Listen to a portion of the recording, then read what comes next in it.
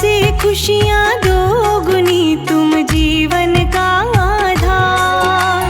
करुणामयी मातेश्वरी करना ये उपकार, सुख संपत्ति आनंद से सुखी रहे परिवार।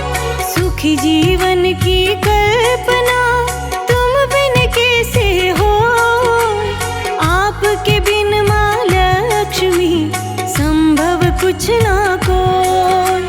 नित प्रतिदिन उठ कर करो मैया तुम्हारा ध्यान, तुम्हारी दया से मिलता रहे जीवन भर सम्मान।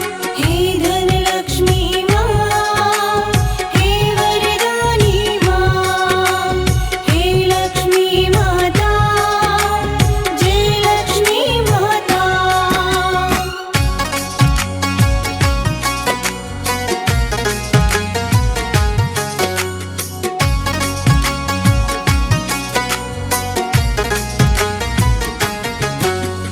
तुम्हारी कृपा से चले मेरा सब व्यापार, चले तुम्हारे नाम से मेरा कारोबार।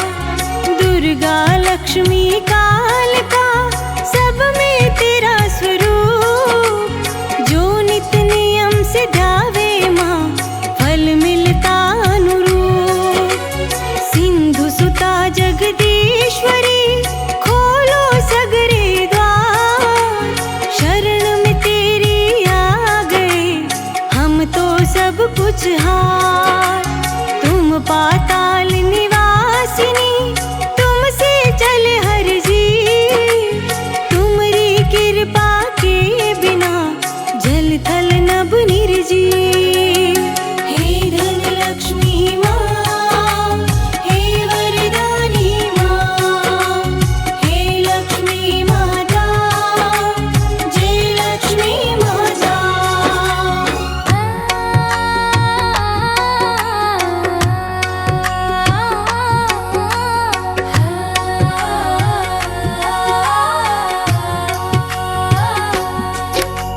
सदा मिले धन संपदा, ख्याति मिले भरपूर।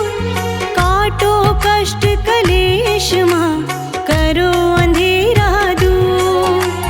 सागर सुता है ज्योति अलौकिक जग की पालनहार, तुम्हारी कृपा से हुआ सुखी सकल संसार। माँ दृष्टि रखना सदा जब तक सांस न खो, कृपा हस्त हो खुला हुआ कभी न संकट हो। दया दृष्टि हो माँ तेरी जग में हो बदला, दीन दुखी ना कोई हो मन में रहे ये भाव। हे धन लक्ष्मी माँ, हे वरदानी माँ, हे लक्ष्मी माता, जय लक्ष्मी माता।